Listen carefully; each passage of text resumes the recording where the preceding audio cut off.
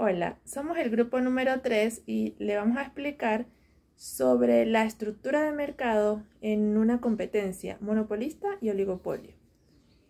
El monopolio es un tipo de estructura de mercado de competencia imperfecta que está caracterizado principalmente por la existencia de un único vendedor y muchos compradores.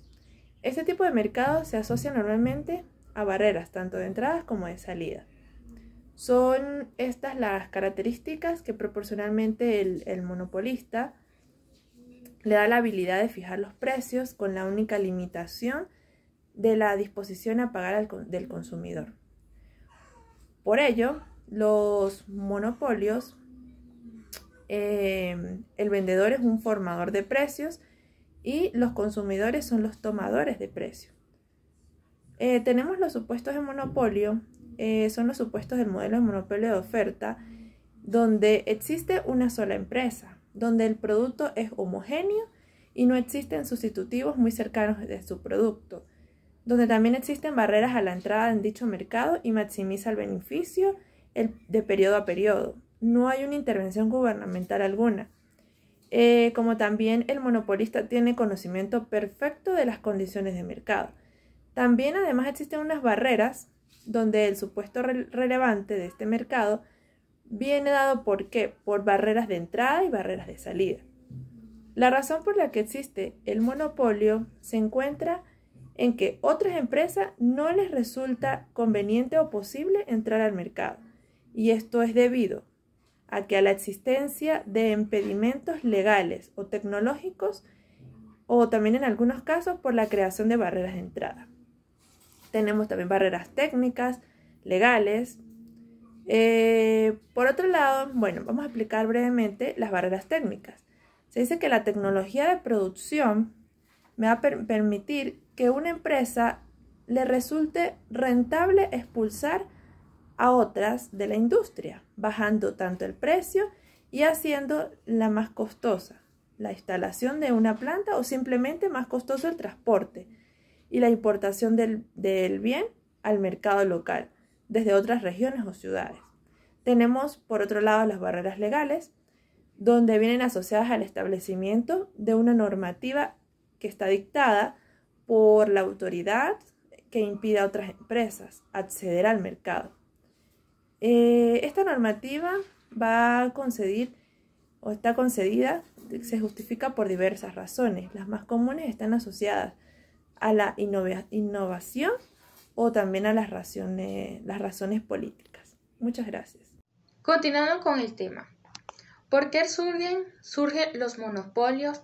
Razones por las cuales pueden existir los monopolios. Primero que nada, por control de un factor productivo de manera exclusiva por una empresa o de las materias primas. 2. Por utilización de técnicas patentadas. En estos casos se premia la innovación durante un tiempo.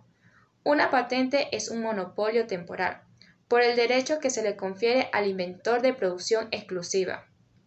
Puede suponer, al menos por un tiempo, una barrera a la entrada de nuevas empresas. 3. Por disposiciones legales, es decir, se entregan mercados en exclusividad por concesión de la autoridad a ciertas empresas. 4. Monopolio natural o caso de costo decreciente. Pueden surgir como consecuencia de las características técnicas de algunas industrias que hacen que otras empresas no pueden entrar. Dado el tamaño del mercado y la estructura de costo de la industria, el bien se produce en la etapa descendente de la curva de costos medio. Se caracteriza por tener altos costos fijos respecto a los costos variables. La base del monopolio natural está en la tecnología que en términos de estructura de costo permiten la existencia de economía de escala. Costos medio, decreciente para niveles elevados de producción. Ahora bien, hablemos sobre la maximización de los beneficios del monopolista. En competencia, el precio no es una variable de decisión, por lo tanto, su ingreso marginal se identifica con el precio. En el monopolio del espacio de acciones aumenta ya no solo es la cantidad, sino también el precio. Si la función de beneficio la definimos como el resultado de la diferencia entre los ingresos y el costo total, siendo que la cantidad demandada, el precio por unidad vendida, la función de costo. En el nivel óptimo de producción, el ingreso marginal debe ser igual a costo marginal. El monopolista ya no iguala el precio al costo marginal.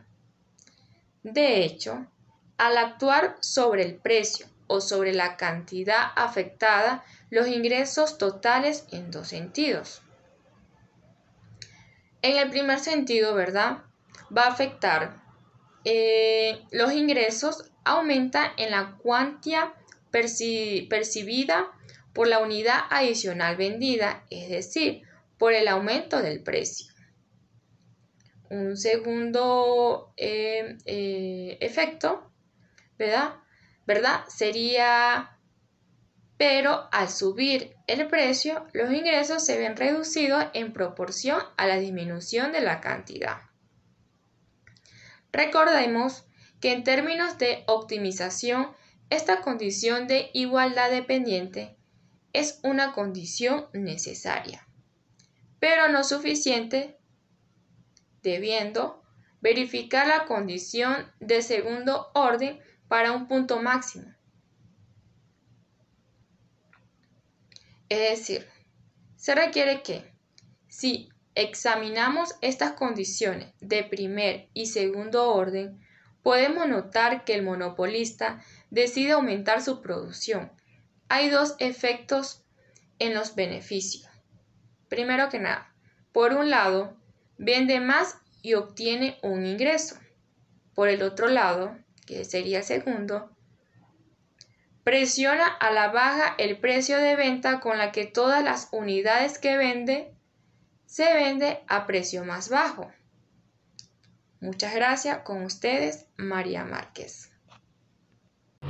Muy buenos días, prosiguiendo con el tema de las pérdidas del monopolio. Un monopolio busca maximizar sus ganancias y es capaz de alcanzar sus objetivos controlando los precios y las cantidades, pero si la demanda excede la forma de manera brusca, el monopolio tendrá que minimizar sus pérdidas hasta poder llegar a tener el riesgo de perder sus empresas. Entre los beneficios que se pueden encontrar en las decisiones del monopolio tenemos beneficios, que es la maximización de los beneficios en el monopolio. La teoría económica señala que el beneficio maximiza la firma y se obtiene en el que se igualan el ingreso marginal y el costo marginal. Este se puede formalizar a través de una ecuación en el que es precio es igual a 10 menos la demanda por el precio. Recuerde que siempre es importante incrementar los beneficios en el ingreso de producir una unidad adicional.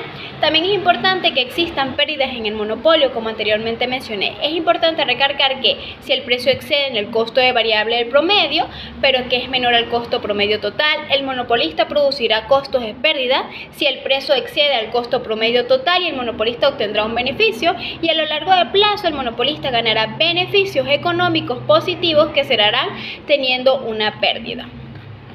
También tenemos funciones de oferta monopolista que condicionan la oferta del monopolista. El monopolio no generalmente posee una curva de oferta.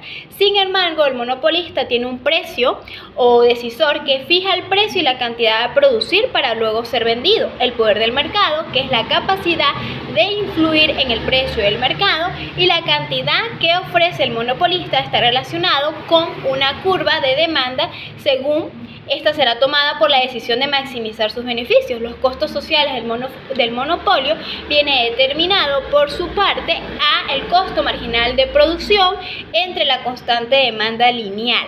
Esto posee también una gráfica en el que viene determinado por el costo marginal, que es igual al ingreso marginal.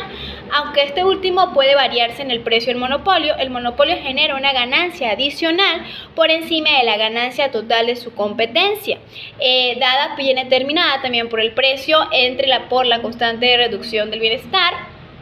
del consumidor equivalente por el precio de costos. Mi compañero proseguirá con el tema de definiciones y competencias monopolistas y características.